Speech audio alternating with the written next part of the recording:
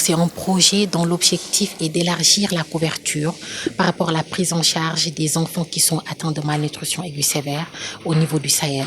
Donc ce projet a été financé par OFDA, donc la branche humanitaire de l'USAID, qui a duré 18 mois et qui nous a permis de tester l'efficacité de l'approche ICCM, c'est-à-dire que les agents de santé communautaires formés et supervisés par les ministères de la santé des pays dans lesquels nous intervenons sont capables de prendre en charge de manière correcte et avec qualité la prise en charge de la malnutrition aiguë sévère chez les enfants sans complications. Actuellement, nous sommes là pour partager avec les pays qui ont déjà fait l'expérience d'intégrer la prise en charge de la malnutrition aiguë sévère au niveau communautaire. Parce qu'auparavant, et dans le protocole que nous avons de prise en charge, la prise en charge de la malnutrition aiguë sévère, sans complications, se passe au niveau du poste de santé.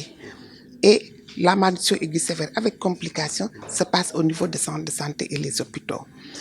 Et qu'est-ce qu'on a constaté avec ce protocole?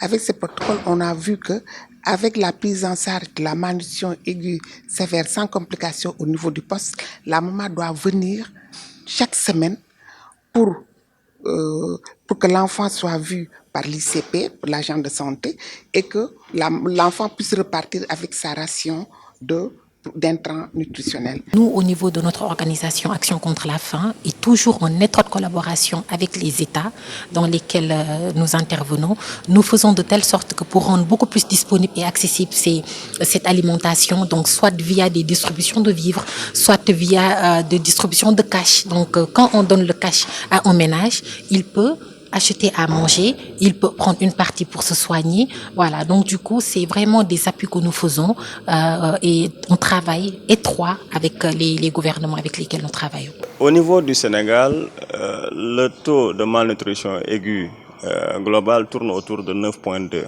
selon les données de l'ANSD. Donc la situation n'est pas critique au niveau national. Cependant, il y a des disparités entre les régions. Par exemple, au niveau de la région de Matam, le seuil tourne autour de 15%. Donc on est toujours à un niveau assez critique par rapport à la malnutrition. Concrètement, il faut qu'on essaie d'aller vers ce qu'on peut appeler une révision du protocole. Parce qu'il y a le protocole qui dicte réellement les lignes de conduite à avoir pour les questions liées à la malnutrition, les questions liées à la prise en charge de cette malnutrition.